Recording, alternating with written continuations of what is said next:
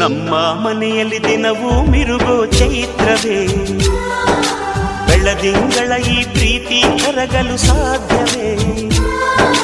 ನಮ್ಮ ಮನೆಯಲ್ಲಿ ದಿನವೂ ಮಿರುಗೋ ಚೈತ್ರವೇ, ಬೆಳದಿಂಗಳ ಈ ಪ್ರೀತಿ ಕರಗಲು ಸಾಧ್ಯವೇ?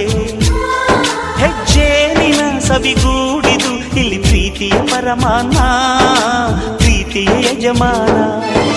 ನಮ್ಮ ಮನೆಯಲ್ಲಿ ದಿನವೂ ಮಿರುಗೋ ಚೈತ್ರವೇ, ಬೆಳದಿಂಗಳ ಈ ಪ್ರೀತಿ ಕರಗಲು ಸಾಧ್ಯವೇ?